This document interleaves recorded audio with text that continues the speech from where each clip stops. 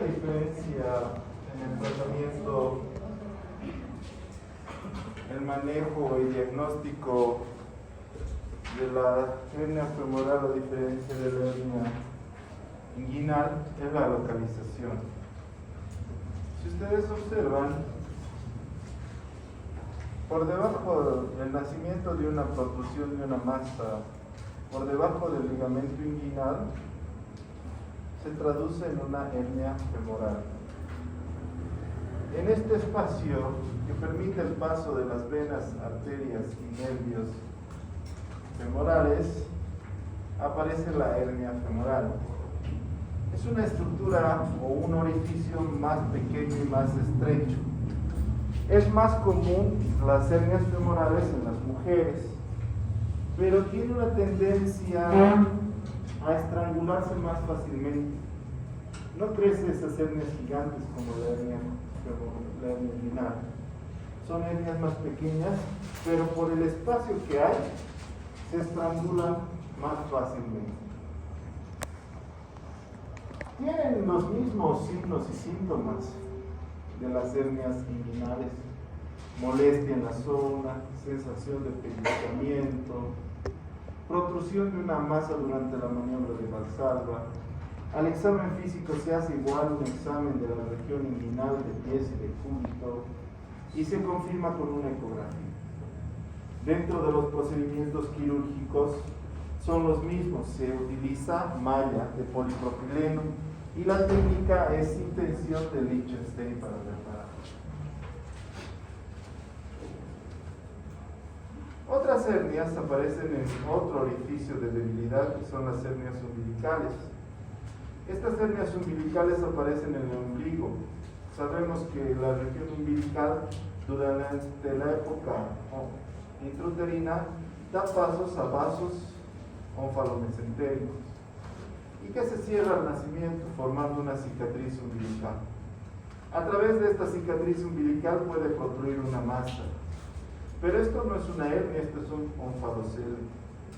Esto es una gastrosquisis, no son hernias, son defectos congénitos.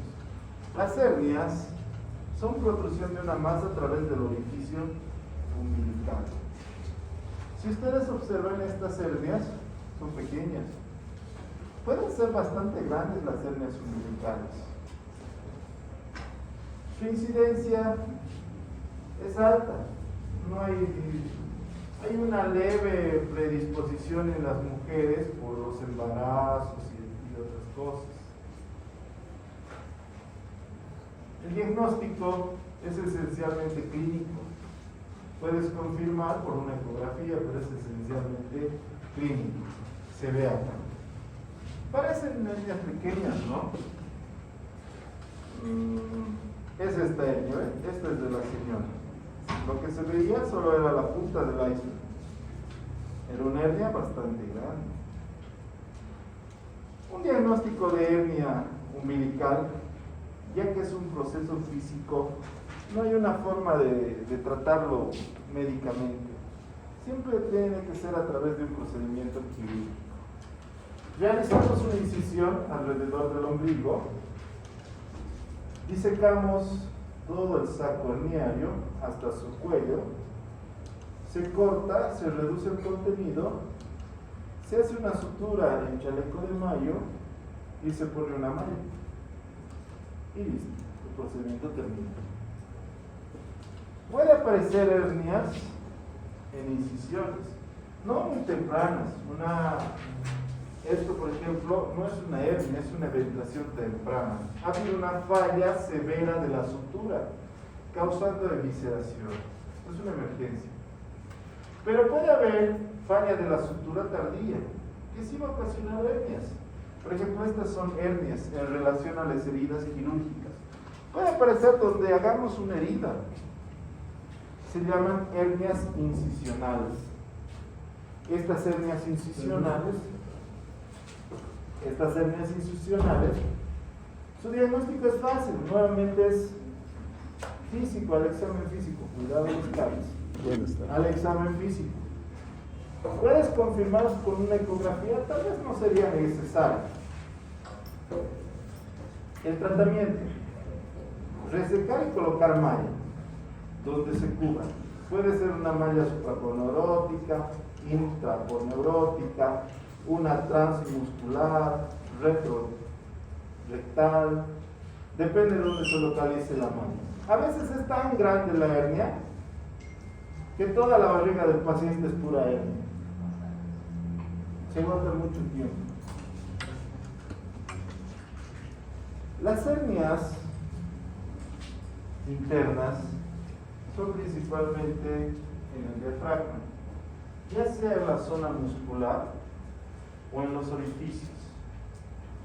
Lo más común es la hernia de Bowdale, que es en la parte posterior, y la hernia de Morgagni en la parte anterior. Además de eso, tenemos la hernia de hiato en el orificio por donde pasa el esófago. Bowdale, hernia de hiato y los Morgagni son las hernias más frecuentes que aparecen a nivel del músculo diafragma.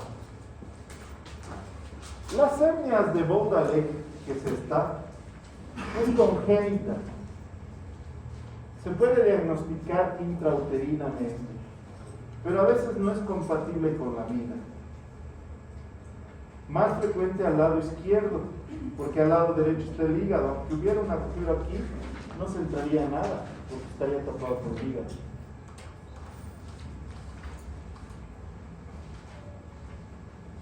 Las hernias de hiato esofágico pueden ser hernias paraesofágicas, es decir, miren, se mantiene el esófago fijo, pero parte del estómago se entra a tórax. O pueden ser hernias por deslizamiento, el esófago y el estómago se entran a tórax. O puede ser una combinación de los dos, una hernia mixta. Los síntomas van a depender de qué tipo de hernia es. Si es una hernia de hiato esofágico, la sintomatología va a ser principalmente de reflujo, gastritis, ardor epigástrico. Mientras, si la hernia es de Bowdale o de Morgagni, va a ser dependiendo qué órgano ha pasado, desde signos de náuseas, vómitos, gastralgia, hasta estructuras que van a pasar al tórax, porque sabemos que en el tórax hay presión negativa y en el abdomen hay presión positiva. Entonces, si hay un orificio, se van a pasar los órganos a ese lado. Clínicamente se puede sospechar por una radiografía. Si ustedes observan, acá está la cúpula diafragmática, pero acá hay un nivel hidroaéreo por encima de la cúpula. Eso no puede pasar, no puede haber niveles hidroaéreos en tórax. Esto es que estómago, intestino delgado está ahí. ¿No ven? Obviamente puedes confirmar estas sospechas diagnósticas con una tomografía. Las hernias de hiato esofágico se hace una herniorrafia hiatal y una creación del ángulo vigil. Las hernias de Morgagni, las hernias de Bowdale, se pone una malla y se estructura. Es decir, hay que tapar el agujero. Es exactamente igual que cualquier hernia. Se trata de un agujero y lo tapas. Hay otras hernias un poco más raras, en lugares que no deberían aparecer. Por ejemplo, en el epigastrio sabemos que es una zona bastante bien protegida. Tiene buena musculatura, buena poneurosis. Pero igual aparecen hernias. Son hernias epigástricas. Puede aparecer hernias en el arco de Douglas, entre la unión del músculo transverso con el recto anterior. Se llama hernia de Spiegel. Puede aparecer hernias en el piso pélvico y aparecen hacia atrás y son las hernias perineales, hernia suprapiriforme, infrapiriforme y espinotuberosa. Es decir, el paciente tiene una protrusión de una masa ahí, especialmente en pacientes ancianos. También existen hernias en los triángulos superior, posteriores e inferior. En el triángulo superior tenemos la hernia de Greenefeld. En el triángulo inferior tenemos la hernia lumbar de Petit. Son un poco más raras, tan raras que miren la foto, ahí aparece una protusión y esta es la hernia del Bienfeld. Son un poco más raras. El mismo procedimiento: identificas la hernia, pelas hasta su cuello, resecas el saco, introduces lo que ha salido y le pones una mano.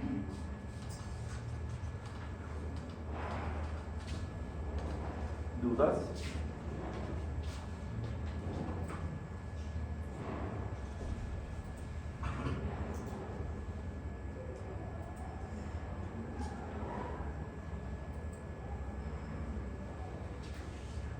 Cirugía gástrica.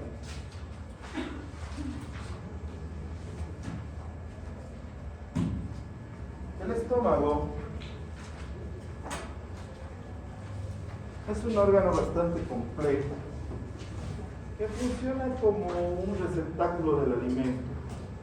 Se forma primariamente el quimo. Se localiza a continuación del esófago y por delante del duodeno, localizada en este espacio exactamente. Ya hemos visto que el estómago tiene una curvatura menor, una curvatura mayor, el esófago abdominal acá, el cardias, el fundus gástrico, el cuerpo, el antro y el pilo, unido a la primera porción del duodeno, segunda y tercera porción del duodeno.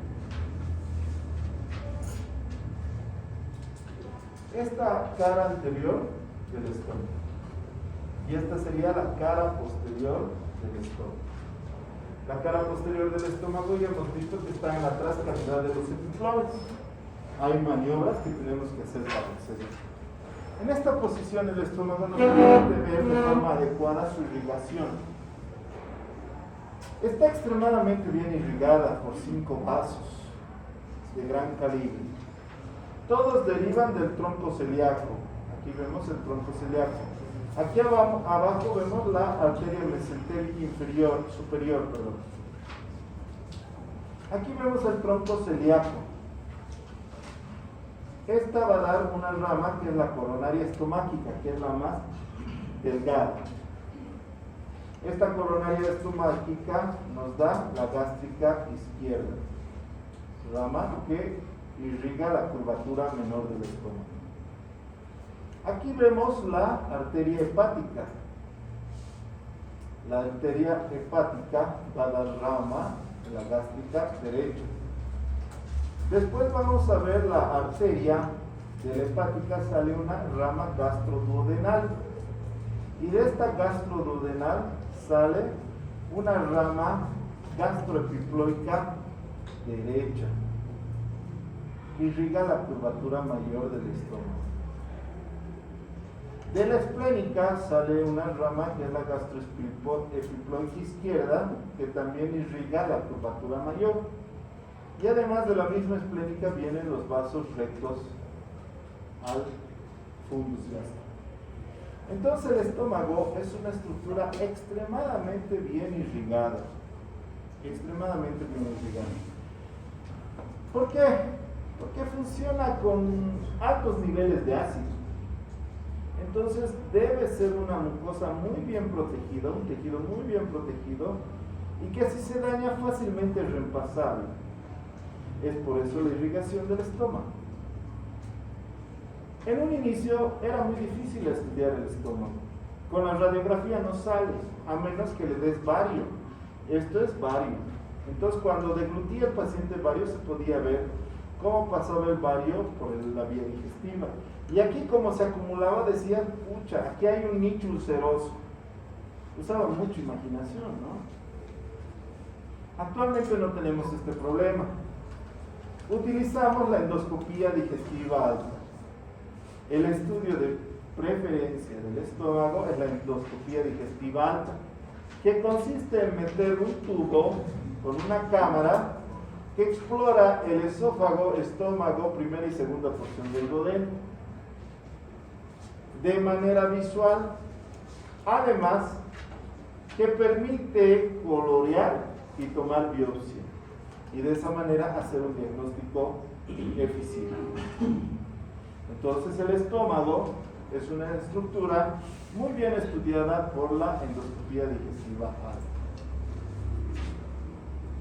En este sistema, en este estómago, realizamos algunos procedimientos quirúrgicos. Vamos a ver el primero, que se llama gastrostomía.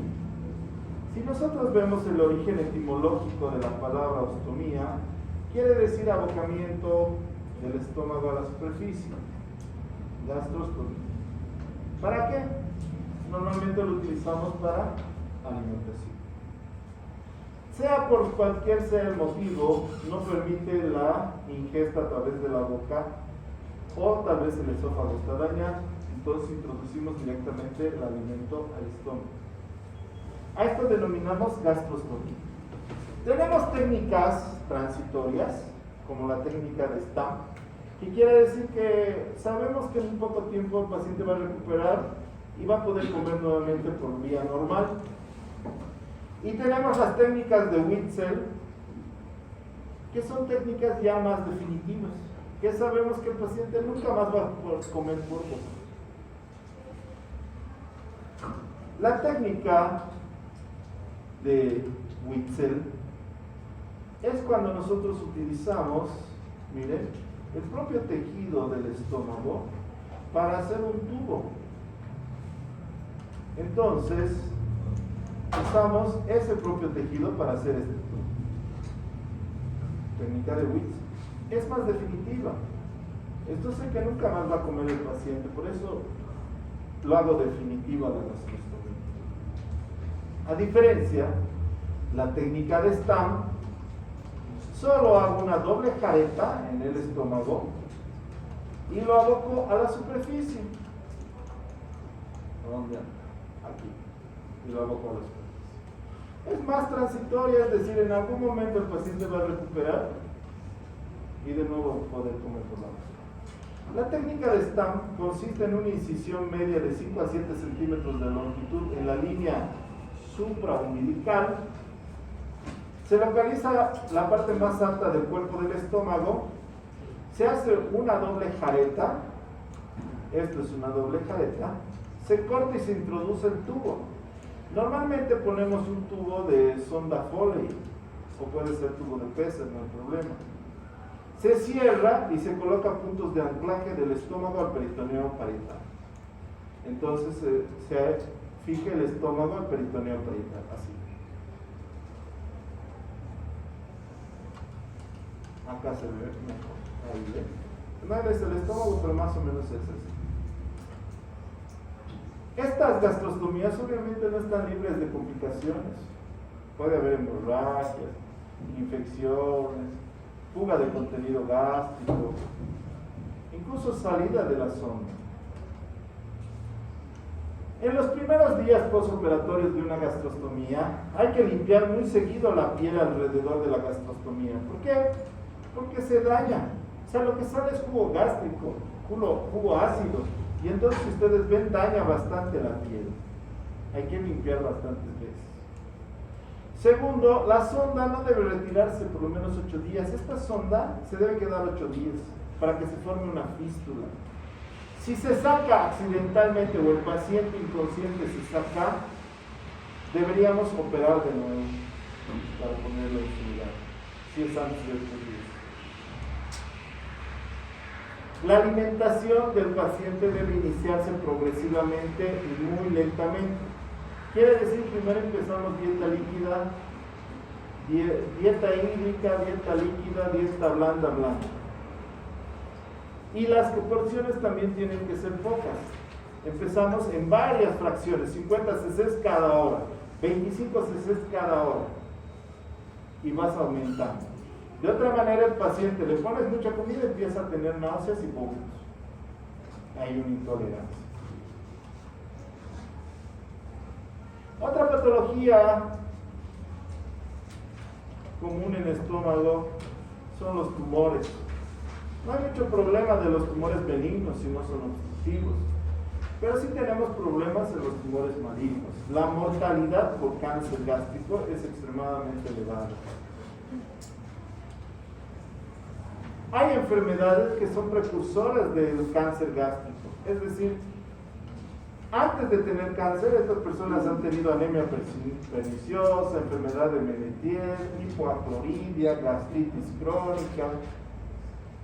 No se les ha evaluado de forma adecuada y han llegado al cáncer. El cáncer gástrico, si se lo detecta en estadio precoz, se puede operar y ser curado así. Si se lo detecta en avanzado, en cáncer gástrico avanzado, normalmente ya la cirugía es paliativa. Gran parte de nuestros pacientes los encontramos en cáncer gástrico avanzado. De todas maneras, les ofrecemos algunos procedimientos quirúrgicos con la esperanza de que se controle su proceso neoplásico.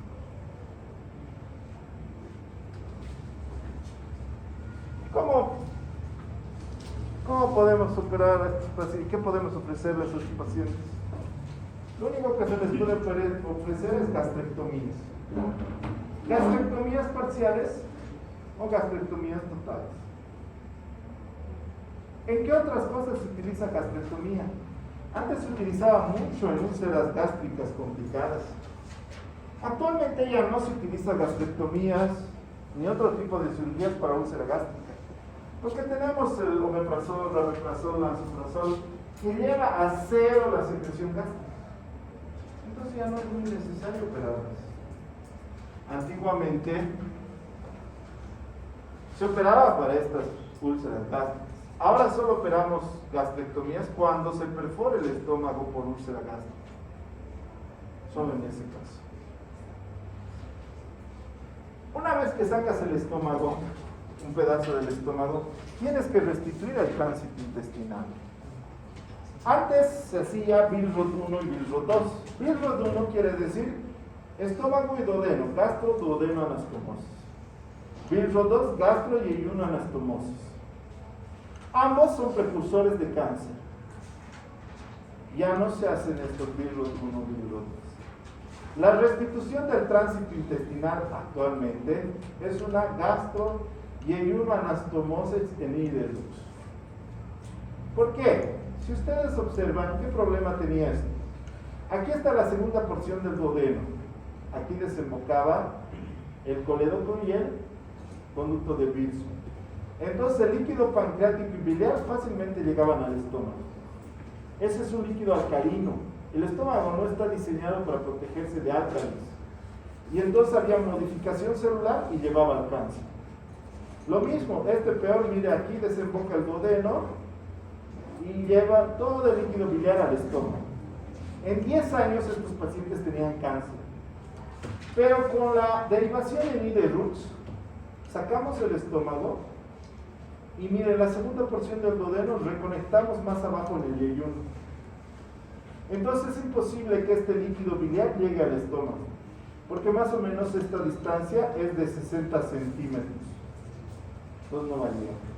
Actualmente hacemos esto, gastro, yeyuno, anastomosis y iderux.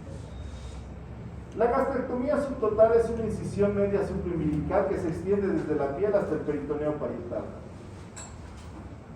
Se explora visualmente el estómago para ver criterios de resección. ¿De dónde a dónde vamos a resecar el estómago?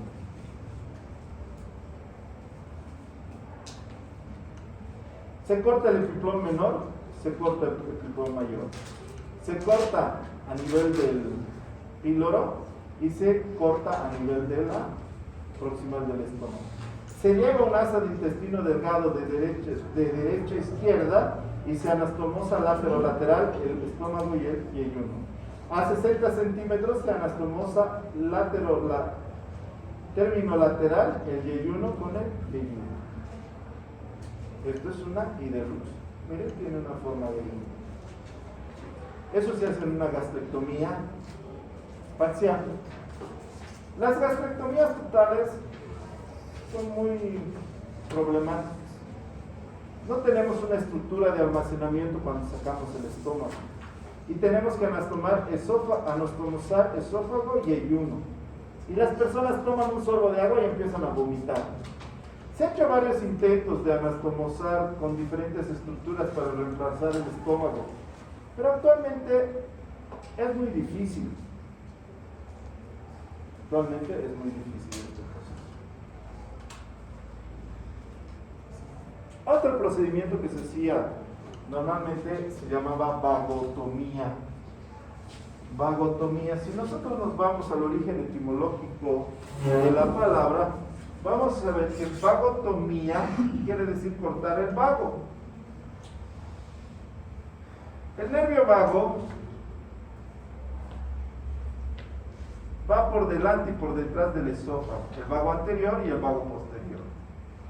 El vago anterior o el vago izquierdo tiene tres ramos de importancia. Uno, los ramos gástricos anteriores que van al fundus. Otro, el ramo anterior del Atachet.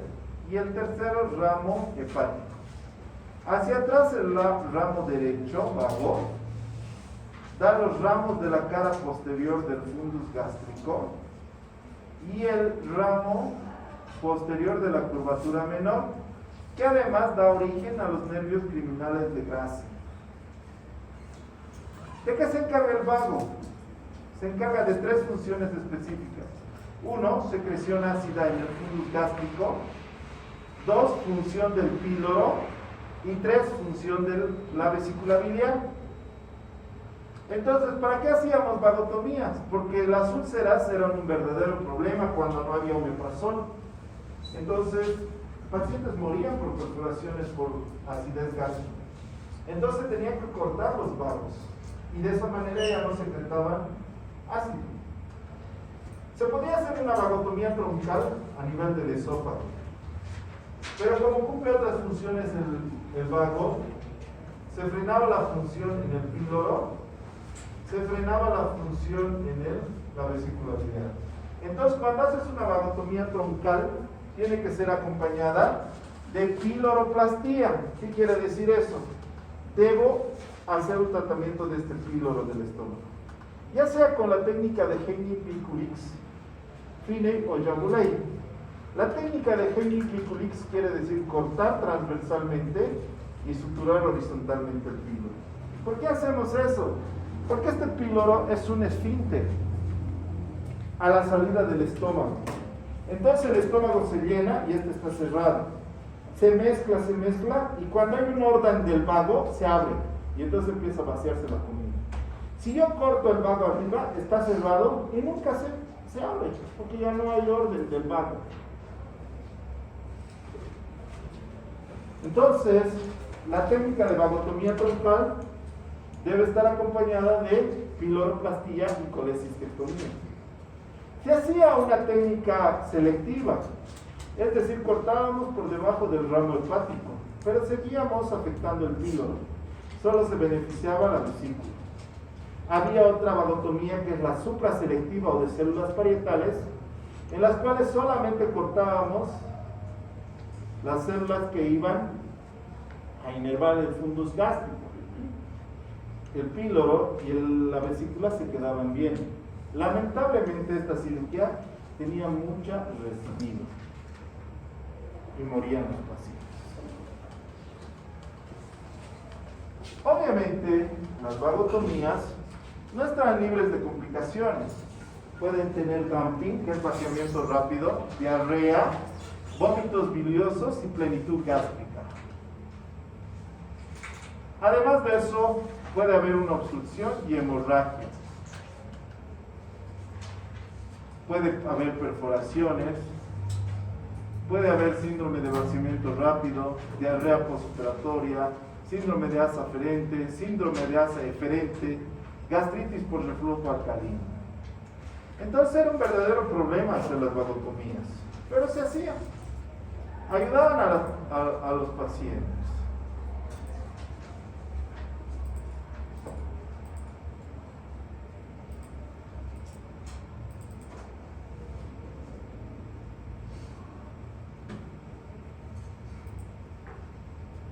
Vamos a ver una vagotomía troncular. Esta vagotomía es laparoscópica. Si ustedes observan, ahí vemos el hígado y hemos llevado arriba. Este es el epiplón gastrohepático. ¿Por qué lo cortamos acá? Porque está el hilio hepático, donde hacemos la técnica de ¿qué? Entonces aquí abrimos la transcavidad de los epiplones. ¿Qué estoy yendo a buscar? Hacia arriba el esófago abdominal. Este es un bisturí armónico, es por eso que puede cortar y no ligar, porque si no sangraría un montón.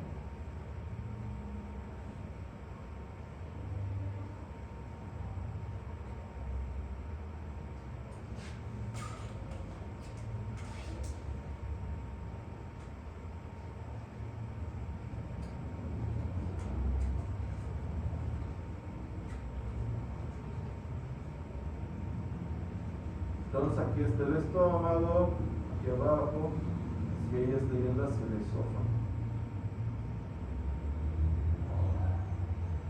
Ahí atrás están los pilares diafragmáticos.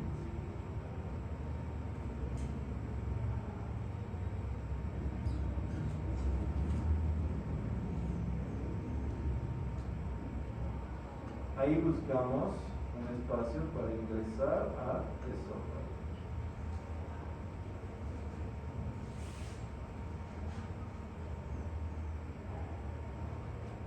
¿Qué estamos buscando? Los vagos.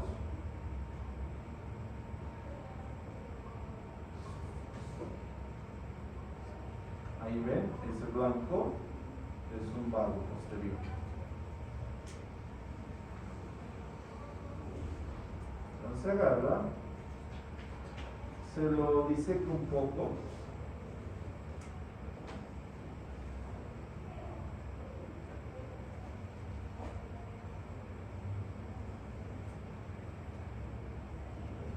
Se pone clips.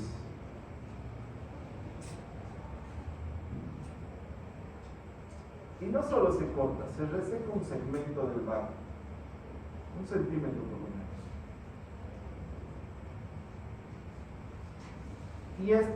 Y esto se manda a histopatología para confirmar que de verdad era el vago.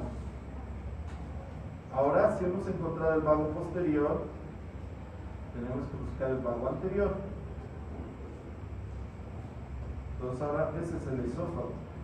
Nos vamos por adelante. Este vago no es tan grueso como el anterior, ¿no? Es mucho más delgadito. Entonces ahí hay un problema. Eso no puede ser el vago. No puede ser solo eso el vago. Tiene que haber alguna otra cosa. Y a veces se ramifica. Y en este caso va a haber doble vago anterior. Entonces, primero el vago que hemos encontrado lo resecamos de la misma manera, clipeo y corte.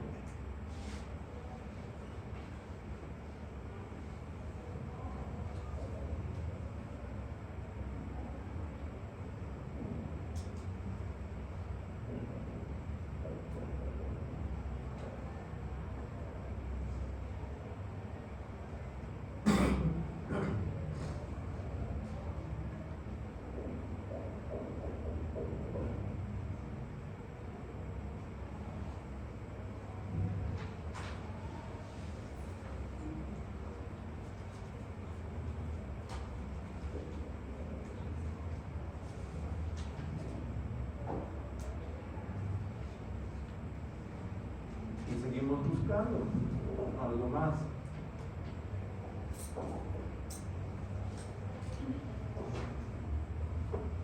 Y ahí vemos otra estructura blanquecina. Ese es el otro vago.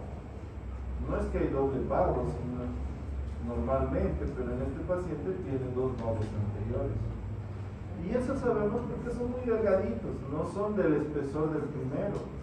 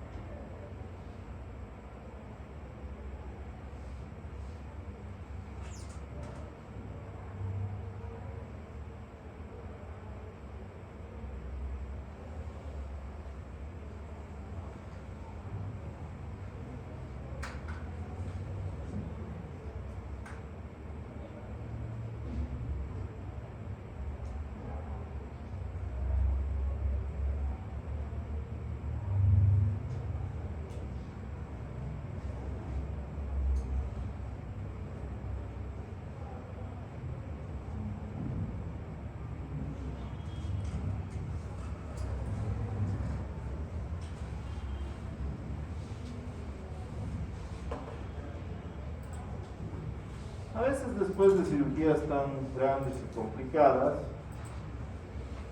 aparece el hilio postquirúrgico. El hilio postquirúrgico es que bruscamente se detiene el peristaltismo después de la cirugía. El estómago, el intestino delgado, se inmovilizan después de la cirugía por casi 24 a 48 horas. El colon por 3 a 5 días. No hay que preocuparse, es normal. Esto mejora espontáneamente con deambulación precoz del paciente y también con alimentación. Hay que sumarle a esto una buena analgesia para que se empiece a mover el intestino.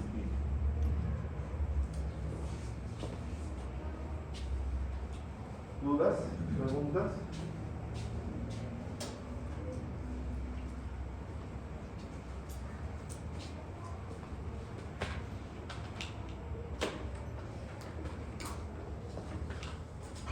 Bueno, vamos a quedar en intestino delgado.